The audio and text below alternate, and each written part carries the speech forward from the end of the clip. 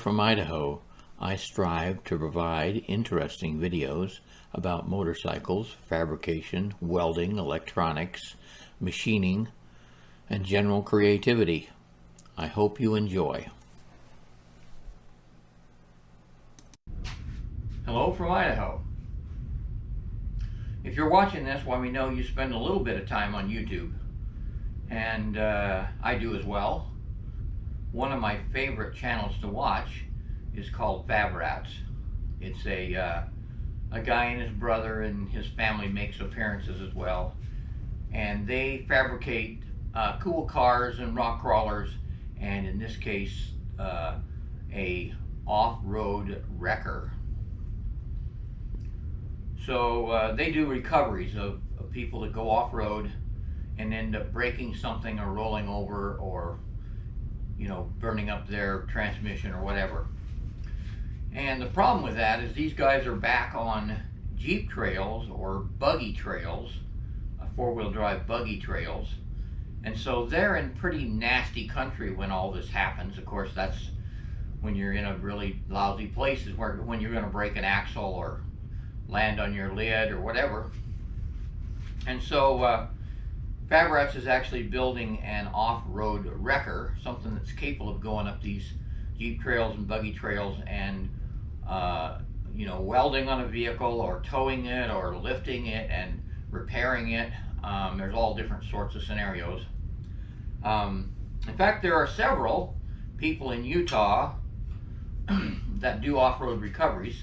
They have a combination of great country that's accessible a few miles from the freeway, and it's also a tourist destination. And so when they break down, they're not wheeling with a half a dozen of their buddies. They need to call somebody and come get them. And so there's Mass Off-Road Recovery, which is the first guy I discovered. He's building a giant wrecker with 54-inch tires, about the same length as a Jeep Gladiator. And then Fab Rats is building a Chevy square body 1-ton with 40-inch tires, a big block, transfer case, and a doubler, and it's got an actual wrecker boom and winches on it. In fact, it has a total of 7 winches, and it's got a rock crawler suspension under it. Cap the sides, weld those in, and then drill a hole in it right here in the... And there's another fellow that built his rig long ago that is also a 1-ton Chevy square body, and he does recoveries as well in his part of Utah, and it's called Moab Motorsports, and Roaring English, and he has a very capable rig, and you can see some of his features built into Matt and Fab Rats' wreckers. At any rate, they're all going to get together and compete against each other, a friendly competition in March called the Off-Road Wrecker Olympics. And there have been a total of 5 people with wreckers that are invited. The other 2 have less capable equipment, let's just call it that way. But they do recoveries in their particular areas. One guy's in Lake Havasu, and the other guy is back east, where they have a lot of trees and mud. At any rate, there'll be 5 teams competing against each other. It'd be really great to go down there and watch it. They're selling tickets, and they're shuttling people in and out if you don't have a 4-wheel drive to get back to watch it. So I'm looking forward to those things being recorded. But the reason I'm here today is because I wanted to make something for Fab Rats. They do a lot of fabrication. They're fast. They're not super precise, but they do stuff that always works. And so just for grins, I decided maybe I could make a plaque for the inside or maybe the outside of the wrecker that would honor them in a small way. And so I took their logo, So here's the Fab Rats logo, a little sticker with the logo on it. And I cut their logo, a relief of their logo, into this piece of aluminum with my CNC milling machine. And a good portion of this video will be the CNC milling machine working and doing all this cutting. And I've got it sped up 15 to 60 times so that it's not doesn't take forever, because this is hours of machining. And so it'll be at the end of the video if you're interested in that kind of thing. I've always been mesmerized by watching machines run by themselves. And so if I were watching this video, I would be interested in it, but I have no idea if you are. If you get bored with it, why, obviously you'll quit. At any rate, Fab Rats has no idea I'm doing this. I wrote an email to them and asked them if they would share their artwork, you know, just a DXF file or something. And I never heard back from them. So one of the onerous parts of this is I took a picture of their logo and brought it into my 2D CAD program, and then I drew a line point to point to point to point to point to point around all of the areas of this thing. So it's very, very intricate. It took me 6 hours or so to create a DXF file that I could bring into a CAD CAM program, so that I could create the relief and then create G-code that my machine will read and run. Now, I'm not going to bore you with all of that. That was very tedious. I can tell you my eyes were tired after that. But I used Fusion 360. It'll accept a DXF file, and my 2D CAD program will create a DXF file out of whatever line drawings you have. And so after I get into 3D Fusion 360, well, then I you know, created a 3D version of it with a relief. The background here is set back 50,000ths of an inch, and it's actually got a sunburst radial pattern in the background. And then the logo and the rat himself stands out proud.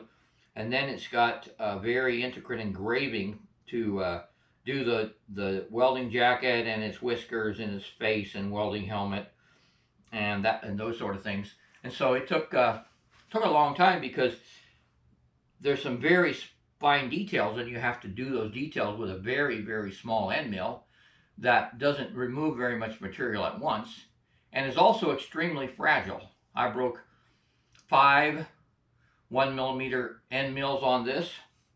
It ended up changing my speeds and feeds to the point that it took a really long time to finish it, but I got it finished, and it looked really, really good.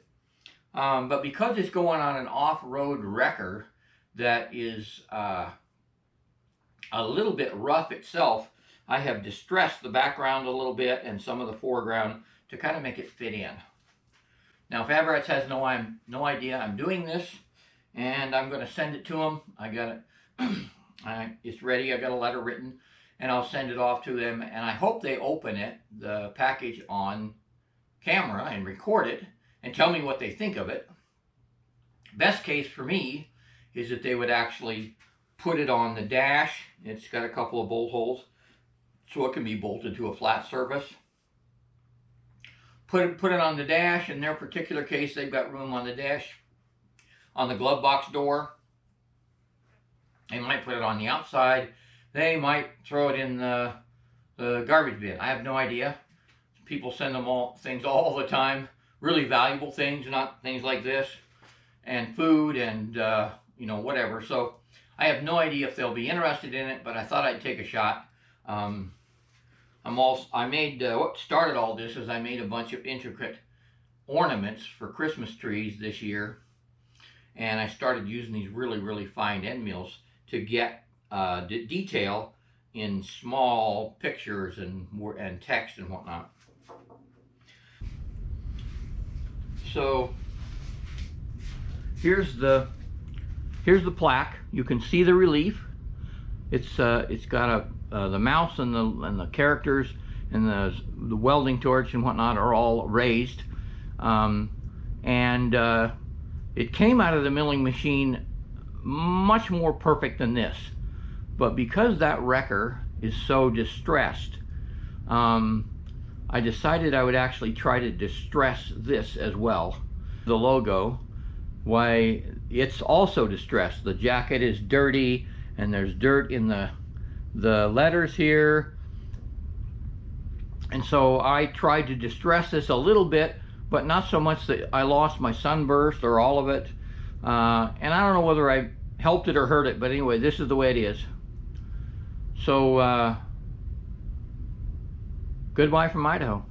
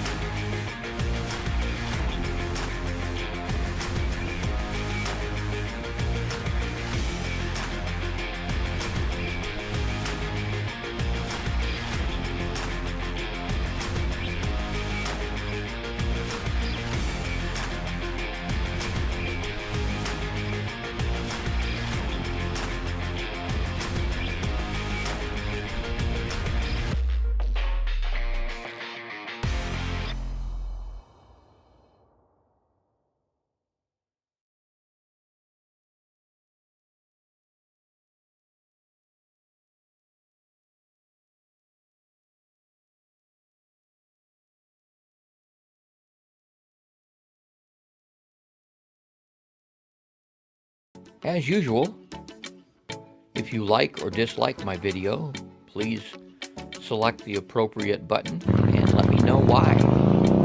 I really appreciate comments and I will answer every one. If you're new to my videos, please select the subscribe and the notification bell to get more videos like this.